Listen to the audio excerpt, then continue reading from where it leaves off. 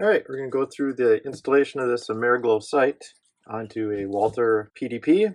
This was the one that was sent out. There was a promotional when I originally bought this gun for a free sight just for buying the gun.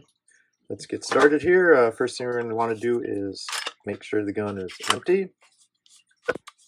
And we're going to remove the top plate here.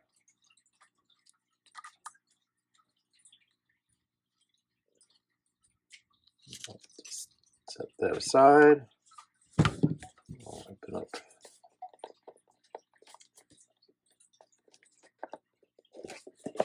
the box. We've got the instructions, battery, net bag. Here is the sight itself. It's pretty small. It does have the, you can replace the batteries without having to take it off. Adjustment on this side. So let's see. Have a little set of mounting screws, and a wrench. And the screws are treated with a little bit of Loctite on them when you get them in there. And what you're going to also need is the mounting plate. This one is stamped Walther. It's an 02. This is the proper plate for this one. Drops in here. So the installation is pretty simple. You reuse the screws it came with. This Allen wrench, it's a Torx bit one. It does fit it, but this is just a little easier. Just go backwards till it clicks. Make sure your threads are lined up. And as you can see, these are also treated with a little bit of Loctite on them. Again, just screw them backwards till they click. Lines up the threads. Kind of snug them both up.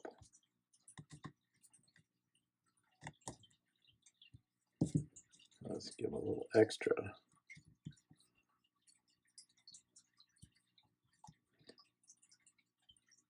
Make sure they're tight. You don't want to strip them, but you also don't want them coming loose under there.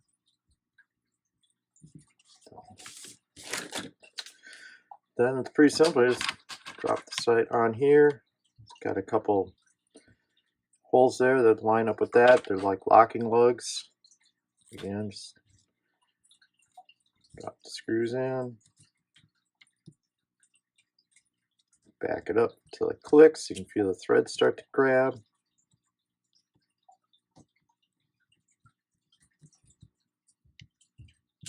Snug them down with that. And then, like I said, that's kind of a cheap one. Don't want to twist it off. So make sure this is tight here. And that's pretty much it for the installation of it. Now we're just going to, this does have, it's two different sizes on here. Although it shows up, but one side is for putting the screws in. This side, you don't want to lose this, or you can always get a different set of screwdrivers, but it's a smaller Torx bit that goes into here. Just go loosen these out.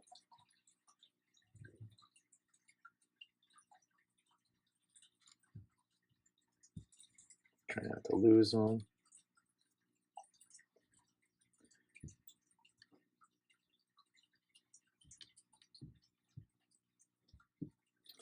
Pull the battery plate out. I'll open up the bag here.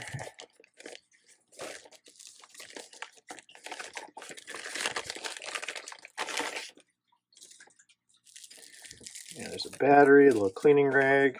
Looks like got a decal to go with it, and of course instructions.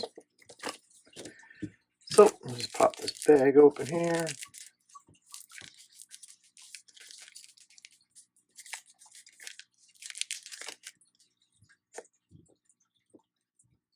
doesn't really hold the battery. It kind of doesn't click in or anything. It just sets in there.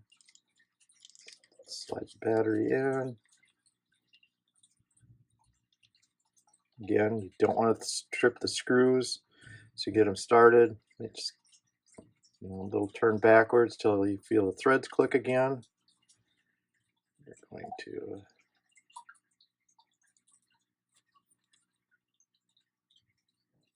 get them both started in there so you don't tweak anything out.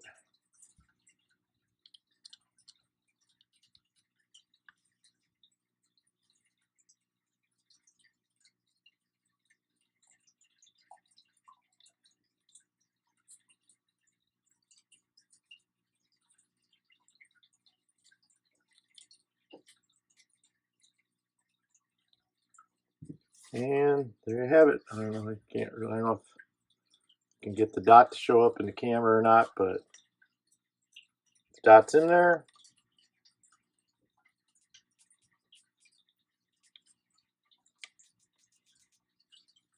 Dim it down a little bit, and yeah, that's pretty much the installation for that.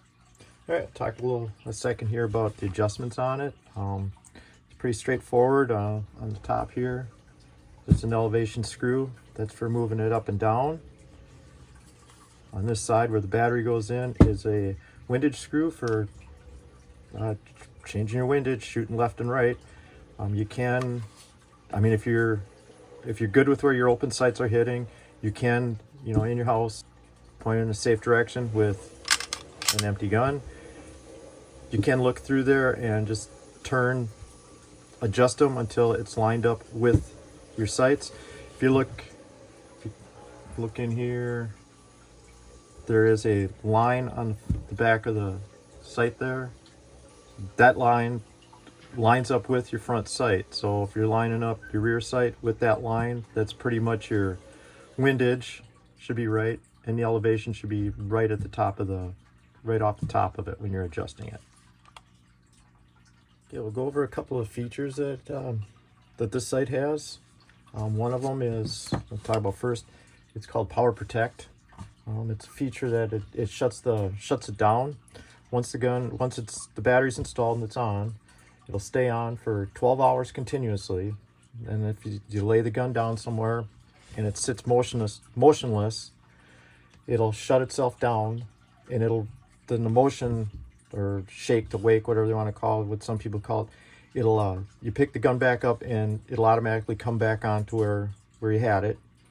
If you set the gun down, walk away from it, put it in your safe, whatever, and you don't pick it up for 12 hours, it'll shut down, go into the sleep mode. It'll stay in that mode for 12 hours, and then after that 12-hour period, if it hasn't been moved, it'll shut down completely, so that the next time you get it, you will have to turn it on. What I found was that's if it's an everyday carry gun, it works great. It's on all the time. It's either on or it comes on if you carry your gun every day. This is the second one I've had, so I've already used this one for a bit. I mean, if you are going to set it down, put it in your safe. I mean, you're going to check it, load it, whatever, when you get ready to go again. Then you just restart it, and you're ready to go again for another however long. But if you're carrying this gun every day, the dot will either be on or ready to go.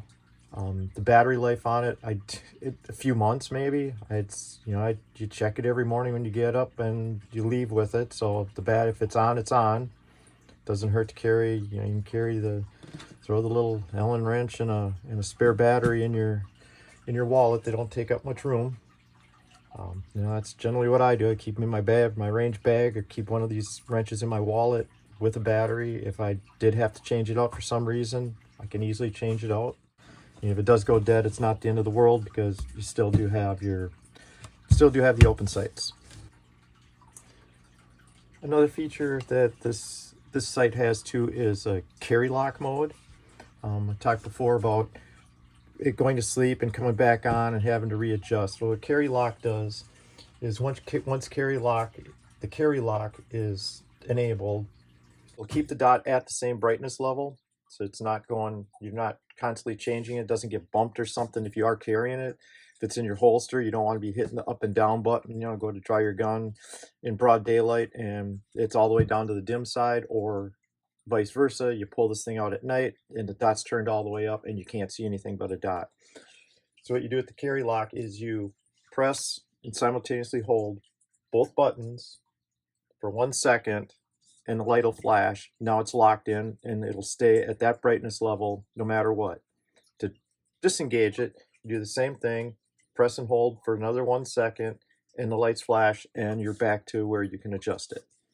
The one thing I found getting used to with a dot was I carried guns with night sights all the time and you could go, it didn't matter, but first time you throw this thing up in the dark and you look through the scope, see that huge dot glowing back at you. Yeah, you can't see anything in it. So probably take it out to the range. It's supposed to warm up this week. Probably take it out to the range, give it a try, sight it back in, and I already know the gun function, so this will be my carry gun for the rest of the winter. Thanks for watching.